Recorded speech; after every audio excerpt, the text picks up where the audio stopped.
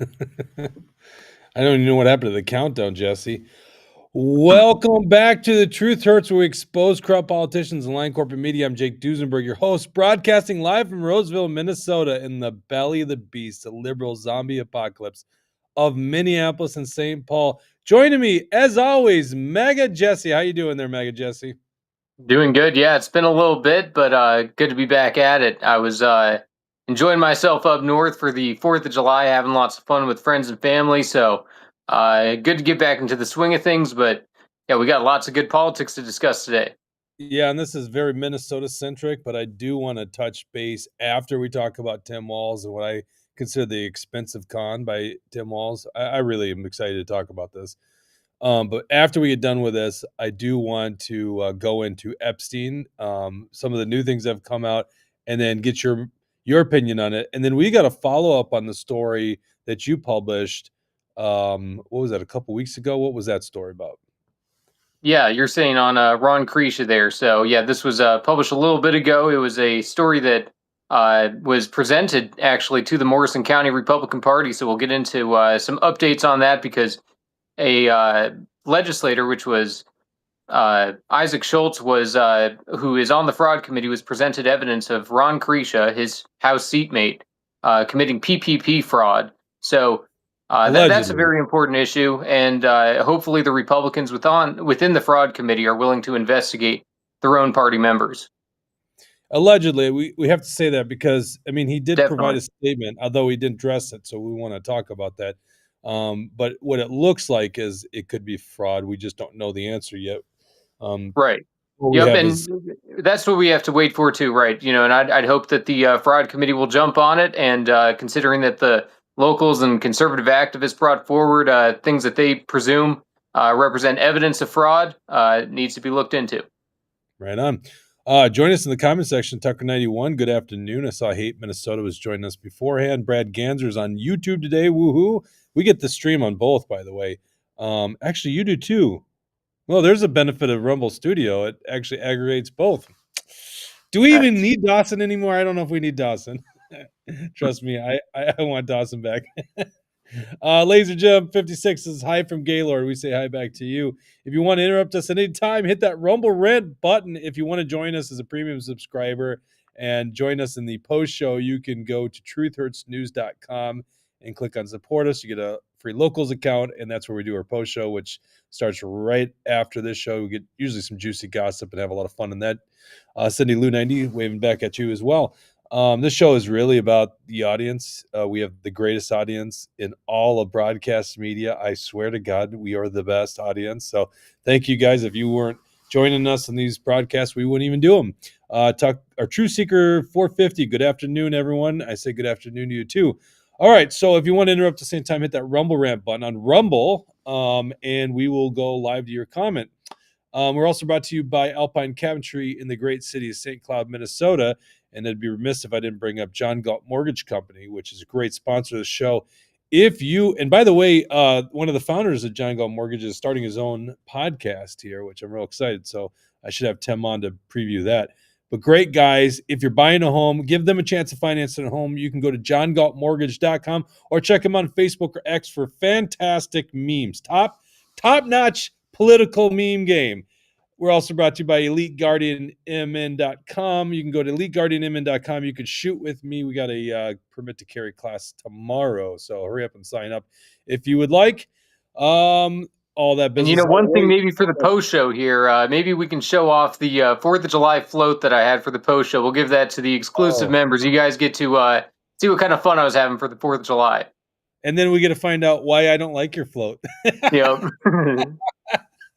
It was fun. And by the way, you really, when you say float, that's very a loose term there. It was a truck. Yep. Rad Trad says hello from crappy lower town St. Paul. Yeah, that stinks for you in the liberal zombie apocalypse. Let's get into it. Let's what is this story you've got with I think Action for Liberty? You've got one. So. Yeah, we just published this today. So this is the news broke yesterday about Tim Walz wasting $430,000 of tax dollars. He wants to have you guys be the people who have to pay the price for him testifying to Congress. So he is saying that he employed K&L law firm, and he is requesting that this money, the $430,000 to go to this law firm to prepare him for his congressional testimony, come out of the taxpayers' dollars. This is obviously a major problem here because we couldn't see anything more blatantly corrupt. He is asking for taxpayers to have to funnel money into this law firm that is obviously, loyal to Democrats. Otherwise, Tim Walz would never employ them for this type of thing. Keith Ellison's office, Antifa Keith, despite getting the budget raise from Jim Nash and all the other rhinos and Democrats in the state capitol, despite Keith Ellison getting all this money to his office, Keith Ellison deferred and said that he wanted outside counsel to help Tim Walz out rather than Keith Ellison and his office. Considering that Keith Ellison is supposed to be the attorney for the state of Minnesota, and it's supposed to also go. He's supposed to be the lawyer for Tim Walz and the government. So him rejecting his responsibilities like this is a major problem. This is going to be going to a legislative commission to have it either approved or disapproved. What we should see happen out of this is the money and funding should be disapproved. And they should force Tim Walz and Keith Ellison to eat this out of their already appropriated massive budgets. They were both appropriated way more than was necessary. They have the money already within their budgets to fund this. It should have never costed $430,000 in the first place. This is something that is a scam, and Minnesota taxpayers should not be on the hook for it. This maybe doesn't give cover exactly to Pete Stauber and Tom Emmer, Michelle Fischbach. They were all in that committee for that one meeting because they're not actually members of the committee, of the House Oversight Committee. However, they were there for their political stunts. They were able to confront Walz. They were able to score some political points. But most patriots have become aware to the fact that you can't just watch the committees and trust what you see there. You have to look at how these politicians actually vote. And the entire record that goes along with them, because they were just there to score political points. They weren't there to actually accomplish anything. Tim Walz testifying in front of Congress did nothing policy-wise, and all it did was give a couple of political points to Emmer and the crew. Did you actually watch the testimony? Yeah, I was watching. I probably watched all of it, maybe not all of it, but I've watched a fair amount of it. I think I was out of town or I was busy the day that it happened, and I had almost zero interest in watching it because you're exactly right. These are just they're fraudulent. They're just people trying to get sound bites. They're dumb. Like was it Nancy Mace that asked, "What is a woman?" to Tim Walz, right? Which was like, it was a good one when they did this to Justice Brown. I mean, that was is it Jackson? Why am I forgetting her name? Brown or Jackson? Yep. Ketanji Jackson Brown. Yep. Jackson Brown. Oh, it's both. Okay, that's right. It's both, right? Why do both of those sound right? Yeah, and I've seen it. Sometimes Brown's in front, sometimes it's behind. I don't know. No, they can't ever figure it out. They can't figure out their genders, right? But that was a fair question to a Supreme Court justice who will weigh in on gender issues. But the one that it was just like, okay, got it. Nancy Mace is just full of those stupid little political theater. Did you see her going to the Capitol in her pajamas to vote for the big beautiful bill? No, I didn't see that. Oh no, that's crazy. And you're right, but it's crazy that $430,000 couldn't find him the answer to what a woman is. $430,000 couldn't find him the answer for all of these questions. He was tap dancing around every single answer. He was trying to avoid answering any question possible. And if that's what $430,000 is worth, anyone could have given him that advice for free. And why does it cost any money for him to give answers, for him to give the truth? Right. What are we talking about? He's the governor of the state. Right. And you're a congressman. What congressional testimony is like. What are they preparing you for? I mean, right. And Jake, if you or I were called to testify in front of Congress, there is no way that we would have $430,000 worth of legal advice from coming out of the taxpayer dollars. So it just shows that this is corrupt. Yes. Well, we're not government employees, right? Which he is, He's such a government employee. And of course, he's using that to justify the expense, saying that he's testifying on behalf of the state of Minnesota. I don't know if he was testifying on my behalf, but he certainly feels as if he was testifying on Minnesota's behalf. I mean, you could understand if a governor is called upon to do congressional testimony, that there's a part of there's a preparation, and of course he's afforded staff and stuff like that. But to and this is why I called the show a con, because it's not just him that's done it. You dug in this. You said that there's Baltimore's mayor Pritzker down in Illinois. There's Yeah. probably a lot that are doing it, and then once we The find that fraud is out, like, comparable. It's comparable all around. So we're right. seeing this fraud in all over. And like we said, it should be going to Keith Ellison's office rather than going to some outside group. But you're right that it's not just Tim Walz that is committing this corruption. So my thinking is, then what is this law firm? What do they do? Who Hmm. do they lobby? Right. So what do you know about the law firm? Yeah, I had seen that they're in all kinds of different sectors, a lot of real estate and some other things as well. And they even have factions in China. They've got offices within China, and and a couple of different employees that are seemingly running it there. So yeah, if you scroll down, you can find maybe just Control F Shanghai, and you can find maybe the two individuals who are uh, listed on there. With offices in China, which is any company that is doing business within China has the approval of China. Yep, there's one of them there, and I had seen that one of them had certification from China. It seemed as if it was sort of a like a document verification type position that he had held, that he is verified with for China. So. And it's not just China. They're a worldwide company. They've obviously got things all over. Uh, in 2018, they were the 12th largest law firm in the world. And in 2017, they were worth $990 million. So considering that was, a number of years back, I'm sure they're $1 billion law firm at this point.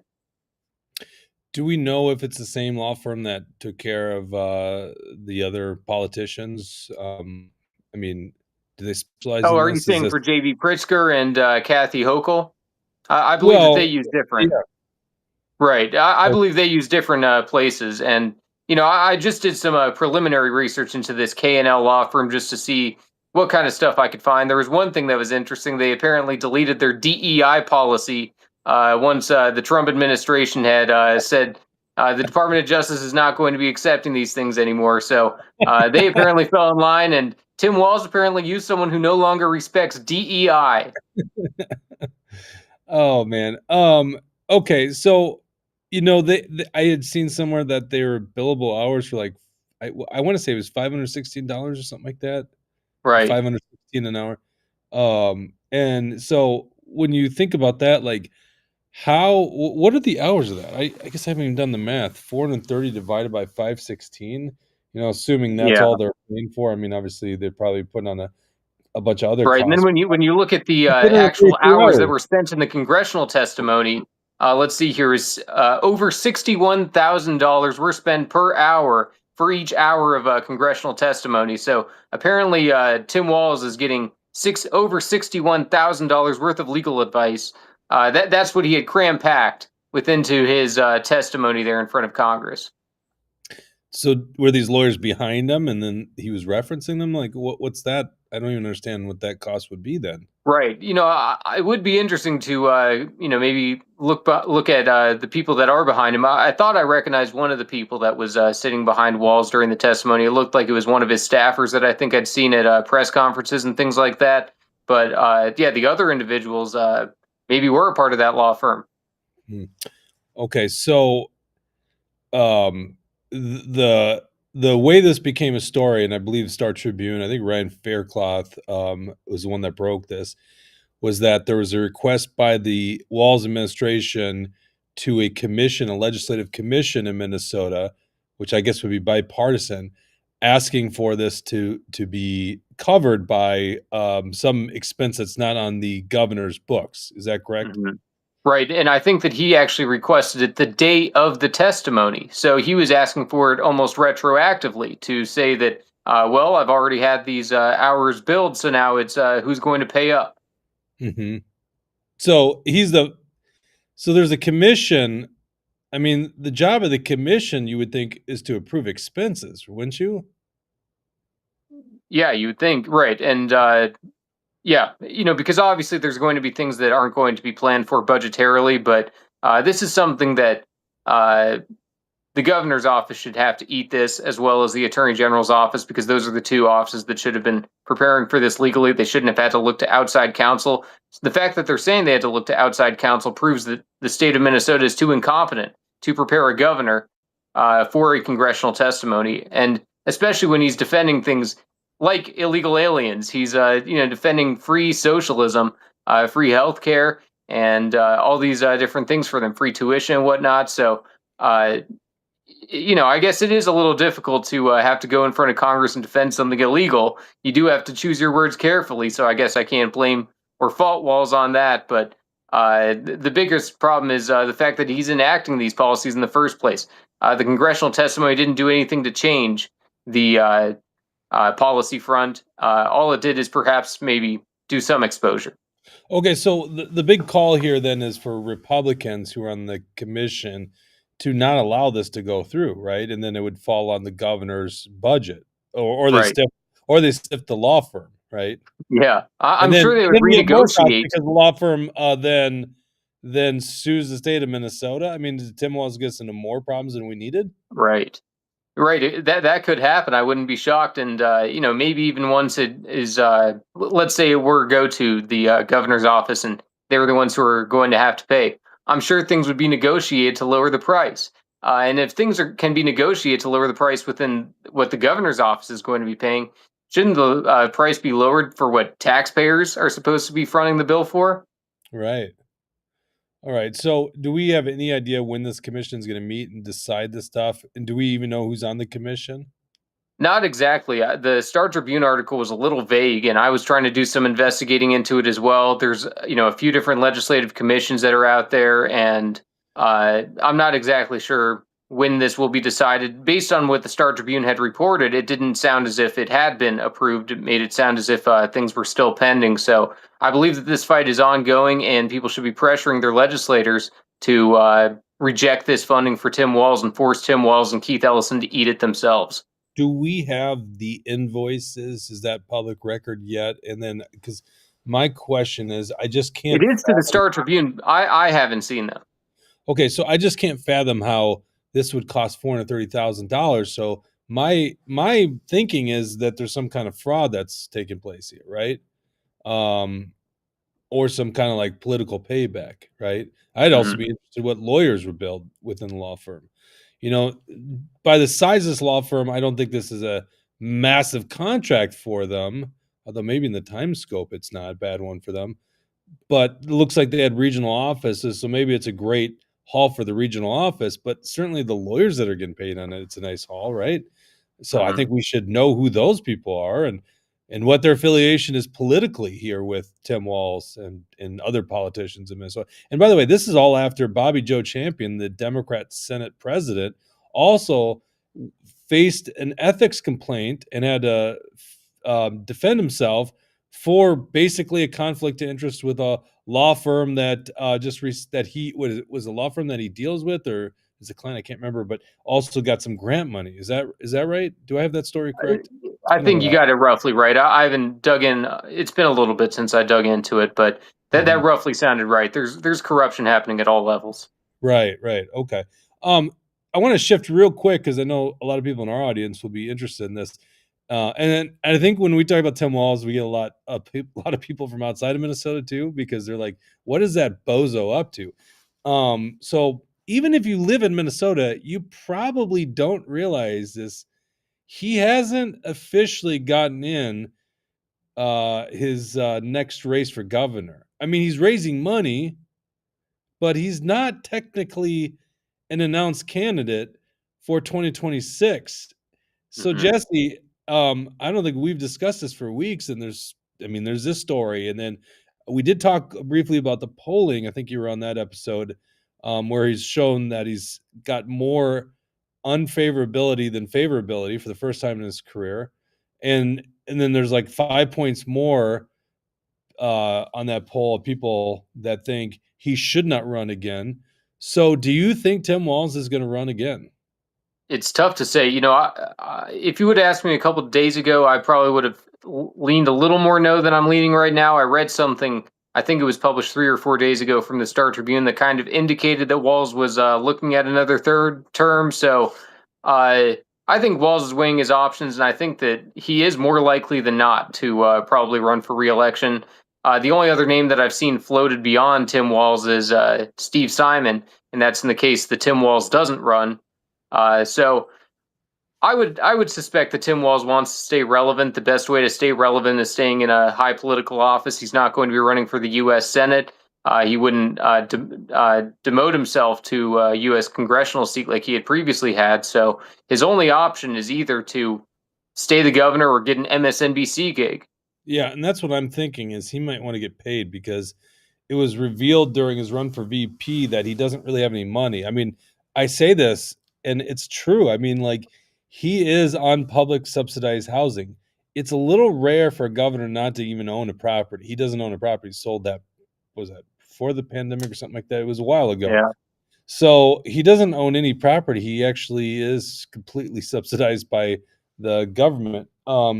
Maybe he wants to parlay his big time in politics, 2 terms as governor, and then the VP candidate of a major political party, parlay that into an MSNBC or CNN paid gig, which is a cush job for a guy like that and keeps him relevant in the national media because he clearly has ambitions to run for president again.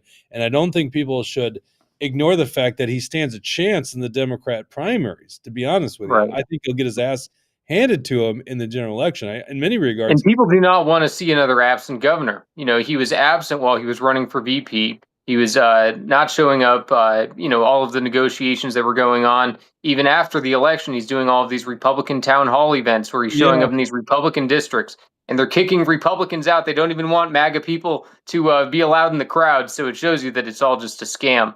It doesn't seem like he actually wants to do the job and the work of being a governor. So it could go either which way, but considering how it would be a pretty late time frame for him to step out. But if they have Steve Simon waiting in the wings, then I guess he can announce whenever he wants. yeah, but I don't think it's a late time, and I actually think it'll be Keith Ellison, to be honest with you. I don't think it's late because they'll sort it out in the primary, right? The Democrats will have an endorsing convention in May of 2026, but that endorsing convention doesn't hold much. I mean, Tim Walz was not the endorsed candidate. People don't remember this, but the Democrats actually endorsed Erin Murphy, who's now the Senate Majority Leader. She got out of politics briefly. She ran for governor and was the endorsed Democrat candidate of the DFL. We call it the Democrat Farmer Labor Party. That's what it's called, Minnesota, if you're not from here. And then she got her ass handed to him by Tim Walz in the primary. And Keith Ellison was not the endorsed candidate by the Democrats for Attorney General. He challenged the endorsed candidate. I can't remember the person's name.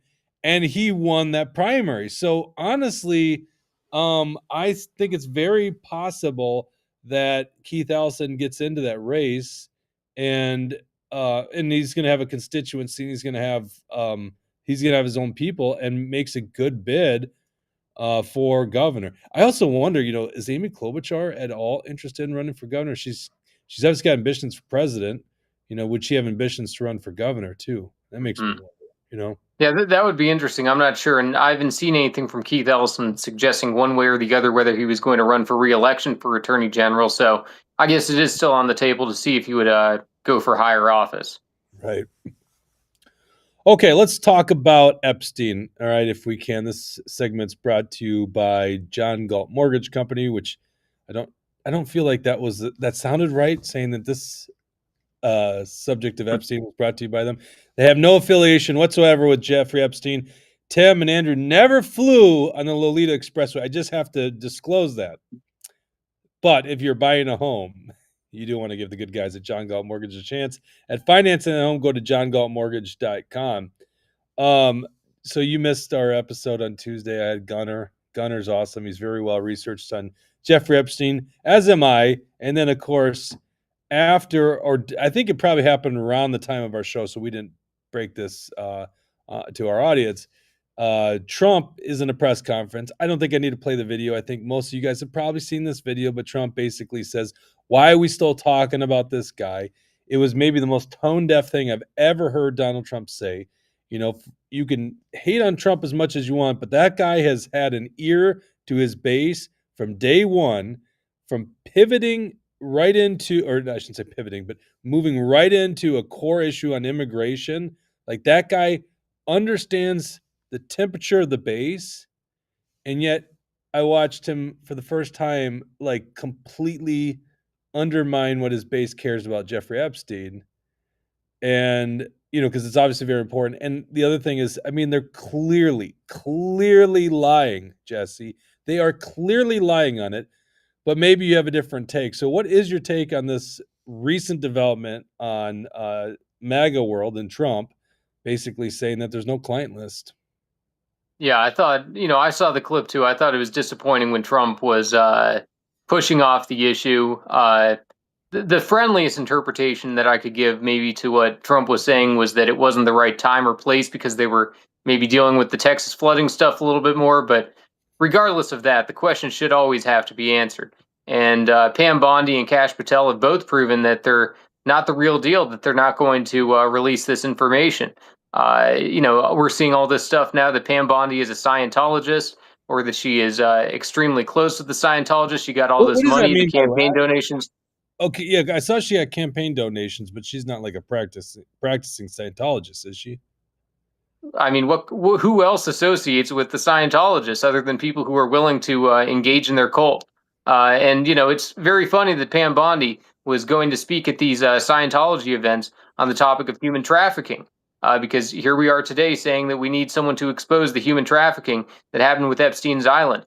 And the cult of Scientology also is not should not be forgotten that they are human traffickers themselves. They bring people in on religious visas. That way, these people can't leave. They've got essentially slave labor that are working all of these churches, we'll call them. It's all just a major scam. And if someone can't see through that, they obviously shouldn't be dealing with lawfare at the highest levels. Pam Bondi and Kash Patel, I think, are both, and Dan Bongino.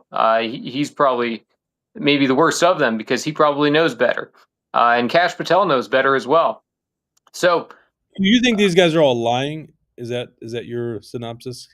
Because I think well, people are not very interested. exactly. I mean, here's the thing. I can almost get over the Epstein killing himself part. I can almost accept that Right. in some scenarios, I mean, we and know. I can even accept we that. just kind I of can even know, accept right? that Epstein didn't have a an official client list himself. Right. I don't think the discussion was ever about whether Epstein himself had the client list. What everybody wants to know is who went to the island, and that's the information that they're choosing not to hand over. I'm sure that I've got a couple theories on why the Epstein files and all of the information is not fully out there. One of them being that there could be Well, false can I step in information real within quick? there. Can I just tweak what you said? I don't think it's just so much about going on the Lolita Expressway to the island. I think it's more or less there's thousands and tens of thousands of hours of video of like minors having sex with whom. Like at this point, it seems like the government statement is they all were trafficked to Jeffrey Epstein for his own pleasure. No one, Mhm. no one believes that, right? So Right. it's like, yeah, regardless if there's an official client list, there is evidence of people that had sex with minors. Right. And, And and that's only one the of the two. establishment just they just don't want to accept the uncomfortable truth that it seems as if the CIA and the Mossad were involved. It Well, seems as that's the if this other was one. a U.S. and Israel honeypot operation to get information on people, to have dirt on people, and who knows whether it was Epstein or who was in charge of Epstein. And it seems as if the powers that be do not want all of that information to get out. O'Bannon talking some shit, which is hilarious, says $5 Rumble rant. Come on, Jesse, man, you are quick to turn on your team. Oh yeah, He's I haven't talking turned to on Trump. I've turned okay. on Pam Bondi. I've turned on Okay. Kash Patel and Dan Bongino. I still have hope for Trump, and that's the thing. We shouldn't forget. Just because Trump said what he said doesn't mean that this fight is over. We always have to keep up the pressure campaign on politicians to do the right thing. And even on Trump, we have to make sure that we get the full release of this information. I don't feel discouraged by it. I think that I'm sure that Trump is feeling some of the heat for MAGA. I'm sure that he's seeing that his base isn't exactly happy with where things are at in the administration and the cover up that it seems is underway. So I haven't lost hope on Trump yet. I think Trump still is trying to drain the swamp, but some of his people are not. Okay, I'm going to get to Gunner's realm rant. I really want to get into this conversation with you, Jesse. So I appreciate doing this, and I also want to address Cindy Lou here, who said Trump might be using this info in ways we do not know yet, which is the theory going on out there. So before I address that, let's go to Gunner's $5 realm rant. The victims and marks are one thing. Who ran the show? How does that impact our government's ability to function? And he's right on the money. So number one is, who were the recipients? Who received the trafficking? I know people say, well, why is Ghislaine in prison? She trafficked to no one? No, she's in prison, just so people understand. She's in prison for trafficking them to Jeffrey Epstein. That's what she was convicted for. Only one person. They covered their bases in that trial, right? Which is probably why she wasn't killed. I'm sorry. That's probably why she didn't commit suicide. So we want to know who was on those videos. No one believes Jeffrey Epstein was in all those hours of videos. That we know he was trafficking to other people. Okay, not to say he didn't also partake, but let's be honest, it wasn't just about him. Number two, then, is what Gunner is saying. Who the hell did he work for? And they know this. Alexandra Acosta, who was the department or the labor secretary for Trump's first administration, he was actually the prosecutor who gave a sweet plea deal to Jeffrey Epstein in 2008. This didn't come out until his basically vetting process for the Trump administration, and he said that he was told, which I think being told this is got to be the president or like the attorney general, but he was told this guy's intelligence and back off and give him a sweetheart deal. And that actually kind of hurt Acosta's job. So I think these are real important things. So I want to go into Cindy Lou's comment because this is what I'm hearing. And she goes, and I think this is maybe what you're alluding to, Jesse, is Trump probably is leveraging this information on people. Well, I don't know how on earth this makes Trump look good. Okay. So first of all, Trump is lying to his base, right? He's clearly lying to us and then belittling us by saying, well, why does anyone care about this? We really care. You should care because we care, Trump. So that's insulting. But the other thing that gets me is like, okay, so he's clearly covering for these people. So why is he covering for these people? And the idea, and I don't know how anyone could say this is a moral good thing, he's using it as leverage for his policies. I'm like, so he's covering for pedophiles and then he's blackmailing them just like Jeffrey Epstein was doing? Like, that's terrible. Like, I don't Yeah, see. I think the issue is more around timing than anything else. I think that, especially considering everything that's going on with Israel and the latest things, with the Trump strikes on Iran, I think it's just an inopportune time because the U.S. and Israel are feeling like they just got some major victories. So to have to expose that Jeffrey Epstein was tied to the intelligence agencies of both of our countries is they don't want that information out. And of course, we also have to wonder who else was on that listed in all these files. If there's fake news or misinformation riddled within it, and yeah, it's just going to be tough. And I have a really tough time believing that Trump would be in the Epstein files just because it would be weaponized against him. I think the left has no bounds, and they would be happy to use a portion of the Epstein files without using the rest of it, not touching the rest of it or mentioning the rest of it. Can we be specific, though? You say files. I saw Steve Bannon's apparently in the files, according to Elon Musk. The files versus a list, I think there's a difference here. Of course, Trump's in the files. They were somewhat friends in the 90s. But who actually were participating in pedophilia? Like, it's so insulting to us to act like this whole thing wasn't to put politicians in compromising positions. That doesn't mean everyone that Jeffrey Epstein associated or hung out with is, a pedophile or got duped by this stuff. But I do want to say this, and this, it seems like doesn't get talked about enough, because there are people that think, well, this is a conspiracy, right? Like this is a conspiracy theory. Of course, it's a conspiracy. It is a conspiracy, but like it's some conspiracy theory, so it's fake, and you're crazy for thinking this. But it's like because really what we're saying is Jeffrey Epstein was collecting dirt on the world's top leaders, like the top politicians in America, and it was them in compromised positions with minors conducting sexual acts.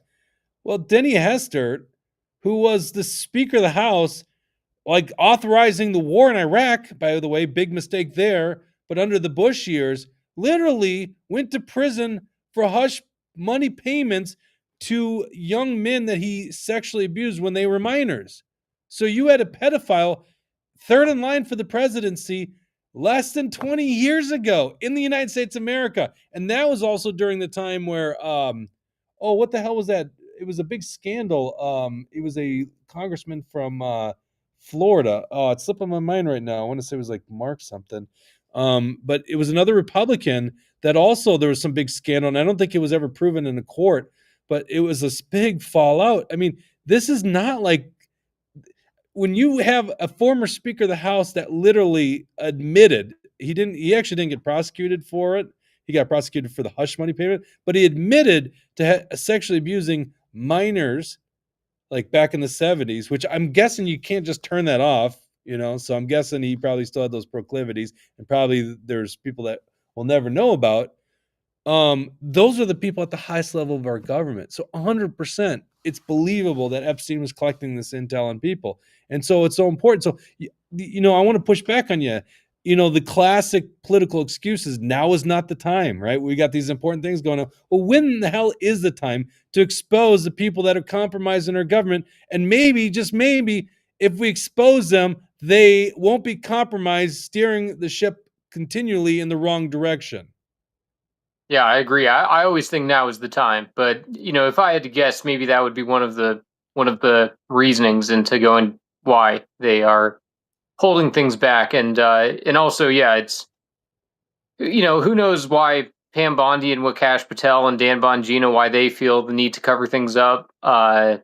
It's always, I think I've even seen Cash Patel saying, do you know why they want things covered up? It's because of who's in it, and so he said it himself. It's because of who's in it, and that's why he's got tight lips on that one. Terry Time brought up a good one. Barney Frank, Democrat male prostitute. Yeah, that's an interesting. Look up Barney Frank, and he was the head of the Financial Services Committee. All right, LK2 Live, which I believe is a new audience member, so welcome. Now Democrats are demanding the information. Trump knows how to manipulate situations for his benefit. Timing is everything. Trump has taken more action against trafficking than any other president. Well, fair enough when it comes to the border, because that's the big deal with a porous border. But I just got to say, and it is true that I've never seen Democrats calling for the release of the Epstein files until now. They were completely silent under Biden. So hopefully the pressure will continue, and hopefully it will be enough to give the release of all the information that the public you think deserves. It's actually coming out? But hold on. So then if it comes out... No, I mean, a lot of it's been deleted. I mean, I'm sure that a certain amount of things are never going to be coming out, but there is still potential because there's still a chance for a lot of this info to come out. Didn't they just box himself in, Jesse? Because what could come out, there's nothing to come out at this point, right? That's what we were just told. Well, that's what Bondi and Patel are saying. I haven't heard Trump say that. Trump just said that he's sick of talking about it.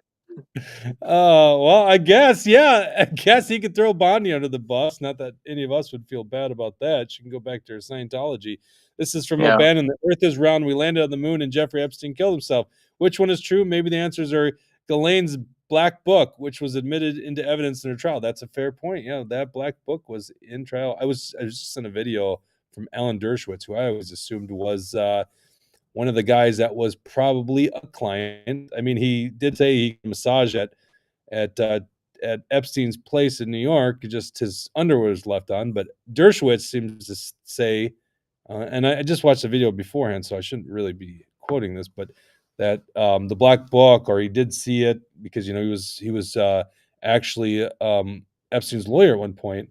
That there are names in that, and so there's a lot of people that know and have said and made the statements that there are names in there. And the other thing, and I brought this up to you earlier, and we didn't talk about this, Gunner and me, but um, one thing I had forgotten about was Jeffrey Epstein's whole past started with this job. I mean, he was a college dropout, right? His first job was for a prestigious school. I think it's called Dalton School in New York City. It's a prestigious high school. A school that could hire anyone, right? As Gunner put, any kind of teacher they could hire.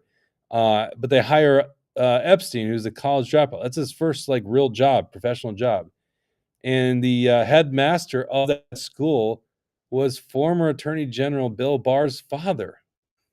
So it's like, oh my God, like the connections go back so far. I mean, we didn't talk about this either. J.P. Morgan, which allowed Jeffrey Epstein to bank, and that should just have been a bit. I'm sure they knew stuff, right? They ended up paying almost $300 million to the victims of Jeffrey Epstein. Jamie Dimon had to sign that over, which is probably the cost of doing business to J.P. Morgan. But the the fact he was doing banking with the world's largest bank is insane. So this is at the highest level what this guy got away with. Unexplained wealth, by the way. No one knows why this guy was worth so much money, which he clearly was. We don't know why he was managing people's money, billionaires' money. We don't even understand. We still don't know why Les Wexler basically signed over power of attorney over his fortune. It is all insane to think about. And so, yeah, I don't know. The timing is now. The timing is always now. Tell us what you know. But Jesse, God, that's why I love having you on the show. It's you put a positive spin on Trump. I hope you are right on it. I think Trump's full of shit. Just honestly, right now, I'm thinking he's full of shit. But I hope you're right. He's waiting for the right time and he'll drop it. But then that's going to bring down Pam Bondi. We still got over 3 years to go. We got over 3 years to get this out of him. Well, then all those people go down because they are all now on the record for lying to the American people. Yeah. So that's his calculation, by the way. Right. Let the others expose themselves. All right. Well, that's interesting. Okay. Well, I think you're wrong on that, but I am going to cross my fingers you are right on it. Okay. I'm just going to say I am hoping you are right on that. Okay. Yep. Let's get to the last topic. This is brought to you by Alpine Chemistry in St. Cloud, Minnesota, and also brought to you by EliteGuardianMN.com. I should just post here. If you are looking to renew your permit to carry or you want to shoot for the first time, I do have a course tomorrow here in Roseville. I'll just post this on all platforms right now. Sign up. So you could sign up for Elite Guardian. This is our concealed carry and home defense course. The course material is by USCCA, which is a fantastic organization right here. This is the book that they have. I saw them actually real cheap. If you're interested, written by Michael Martin, who's a Minnesotan, which is cool. Also, if you want to become a supporter of the show, become a premium subscriber, which really helps us out. We want to remain independent.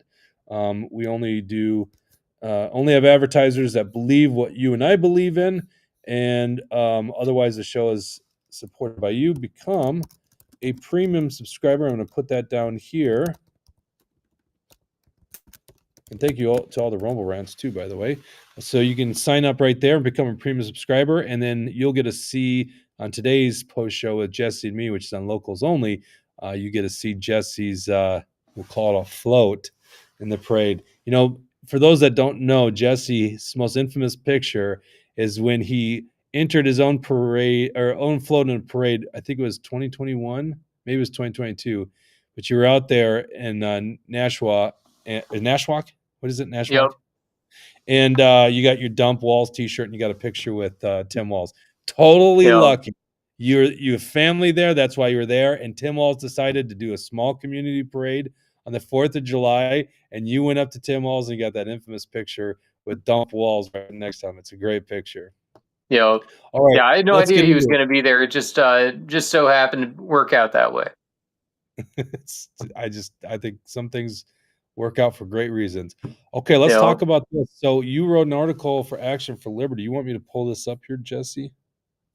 We could just flash it on the screen just so people can see it, but we've previously talked about it already. But what was presented to Morrison County Republicans at a Morrison GOP meeting was evidence or documents showing that Ron Kresha, with his company Golden Shovel Agency, had requested two PPP fraud loan amounts. Two PPP loan amounts, and claiming that he had 17 employees in April of 2020 and 20 employees of March of 2021.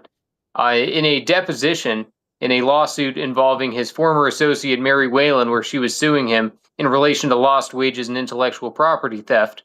In that testimony, there he says that he doesn't have any employees and that all of the people that work with him are independent contractors. The Department of Treasury says that you cannot list independent contractors as employees for the purpose of PPP loans.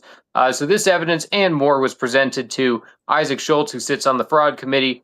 And it sounds as if the word has been spreading about this, and conservatives have been demanding that the legislators look into this on the fraud committee and get to the bottom of it, see if there is see whether it's fraud or not.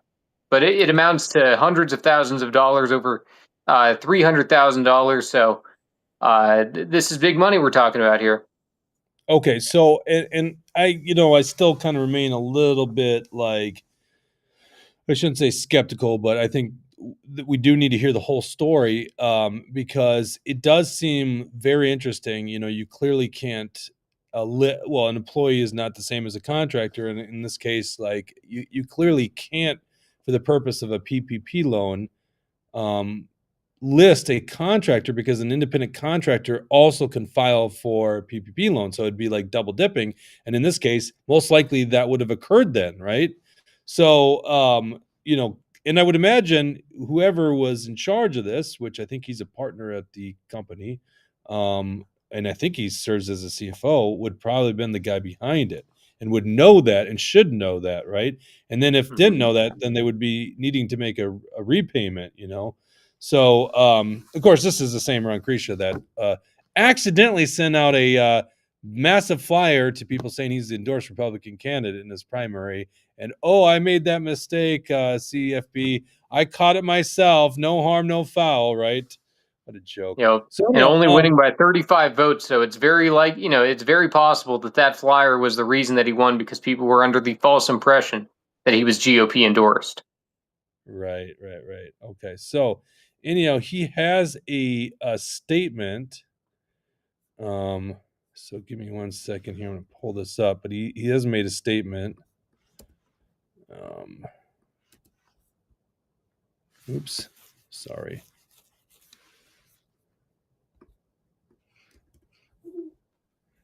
Sorry, I need to. And I think we put it out right after the 4th of July or sometime right around then.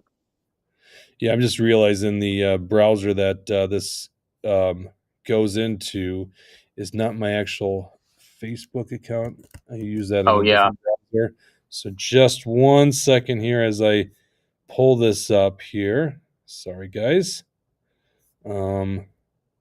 It took a while to get anything out of him there, but yeah, I've definitely been seeing other people talking about it. I've been seeing that it's been reported in a couple of different places now, that it's not just Action for Liberty that's talking about this. I'm sure that people have been, constituents have been reaching out to their legislators saying that this needs to be looked into.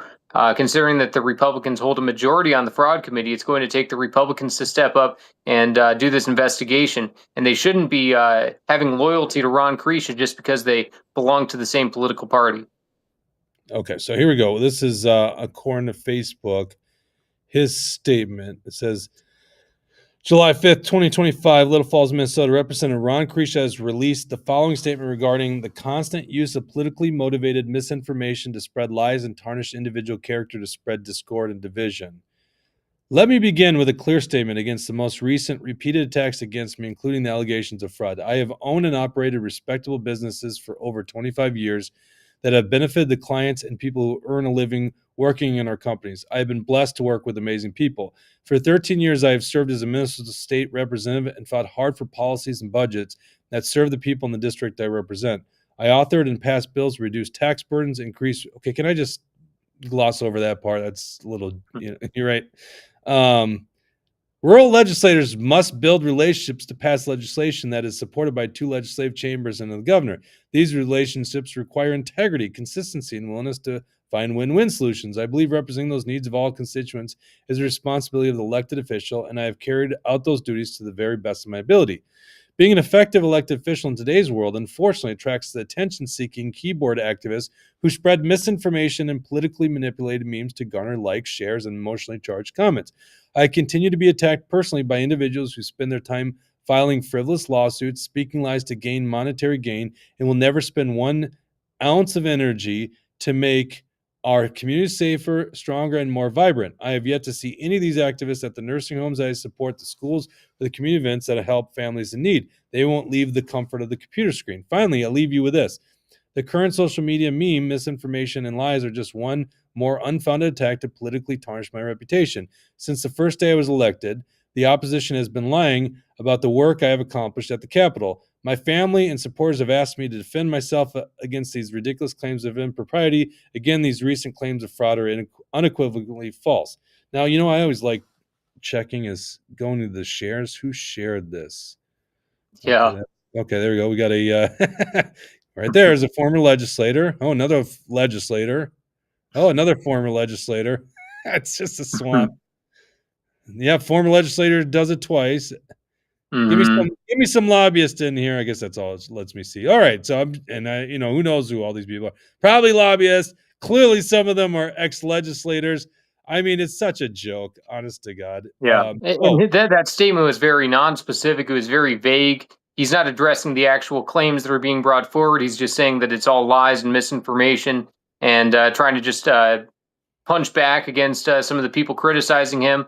But he doesn't give a very clear response when it comes to the allegation that he was using, that he was listing his independent contractors with his company, Golden Shovel Agency, for the purpose of listing them as employees for PPP loans. You have to wonder, if he's going to be putting out a statement, why wouldn't he address the specific allegation? And I guess that's his prerogative to decide how he wants to respond. But you would think that if someone really wanted to prove their innocence, they would just address the situation head on. Yeah, I mean, listen, there's guys like me that go, okay, there's obviously other possible explanations for it. I mean, the PPP loan is public information, and if it wasn't for that lawsuit by Mary here, we wouldn't have known that part. But there's an admission under court, under I guess the penalty of perjury, right? So we believe that to be a true statement, and they seem to conflict against each other. But that's what we see. Is there another reasonable explanation of it?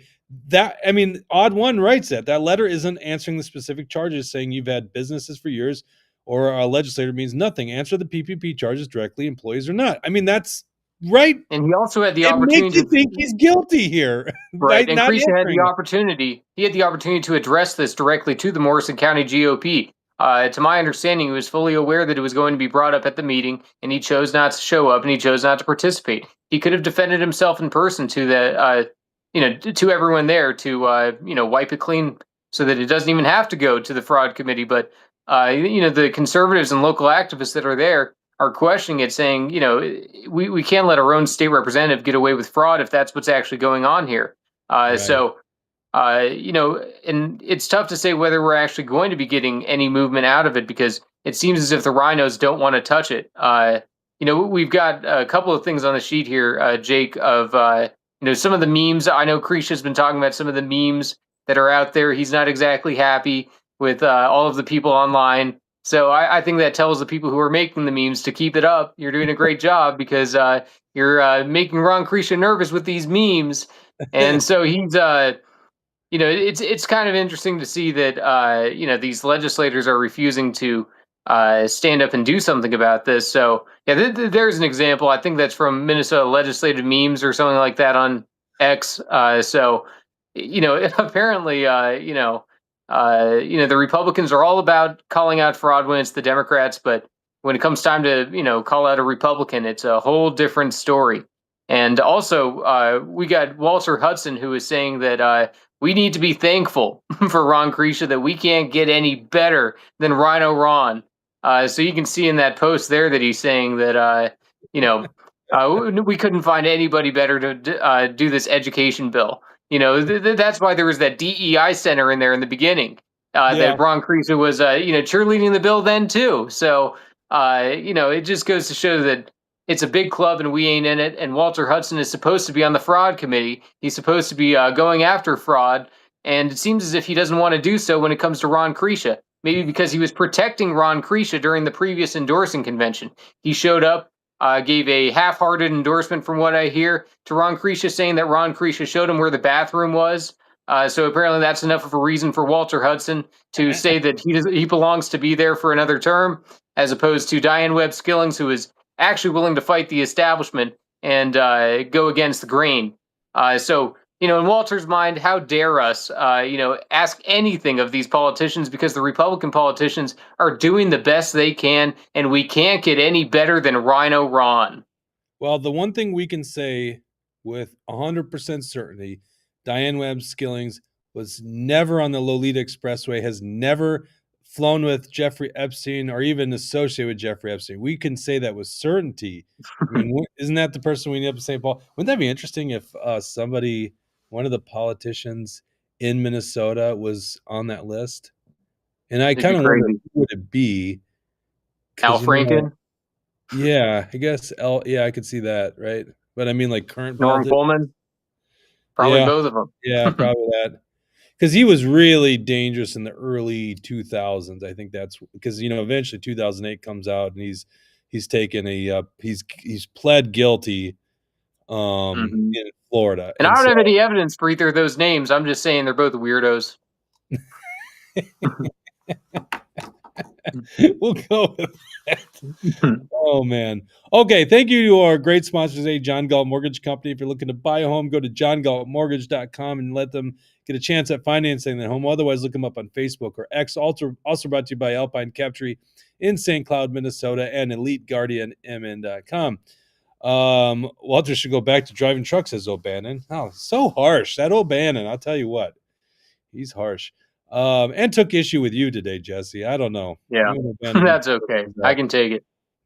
O'Bannon also infamously won. We had a giveaway for this awesome USCCA, what I call a get-home bag. Some people call it a bug-out bag. I call it a get-home bag because if you got a family and little children, you're probably trying to get home. You're not trying to bug out. I mean, it's going to take a lot more than that to bug out with my whole family. Thank you to our Rumble Rants. O'Bannon, I think, had a couple. Let's see here. I am doing this now by myself. Okay, yeah. Oh, that's easy. Just got to click on that. And G. Belstad. So there we go. O'Bannon, G. Belstad, and Gunner. We'll call it Gunner. We know who you are. Gunner, real patriot. Great guest for the show, too, and very well researched on Epstein and his history, which is so good. I'm not, by the way, I just can't give up on this. I hate being lied to. And I think I tweeted this out. The thing that really bugs me, Jesse, is not only am I being lied to, I'm also being lied to on something so obviously that it's like you're also insulting my intelligence at the same time. And I think that's where a lot of the MAGA universe is right now. And Trump's got to, if now's not the time, it better come soon, because a lot of people are starting to go, if you just look at the last month from Trump, I'm supposed to not believe Epstein matters. I'm supposed to believe that 1,000-page bills are beautiful that increase the debt. And I'm also supposed to believe that it was of American interest to attack Iran. Like, those are really far-stretched things. I'm sorry. I voted for Trump. I'm hopeful. I still remain optimistic, but that's a far stretch for me, man. So I don't know. Maybe we get into that in the post. Yeah, that's the thing. Obviously, I don't like those big omnibus bills either. There were some good things, lots of bad things. So that's what it's the name of the game. I don't know. Congress will always be corrupt for the foreseeable future. Right. Yes. But then Trump doesn't actually have to encourage people. And then the few congressmen saying don't vote for it, he shouldn't say, let's primary them. But we can get on the post show. If you guys want to join us in the post show, become a premium subscriber. Click on the link I posted in here. Otherwise, go to Rumble and click on join, or go to truthhurtsnews.com. Thank you so much for tuning in. We are about to go. I think there's like a 30-second spillover here. So we're going to go local supporters only.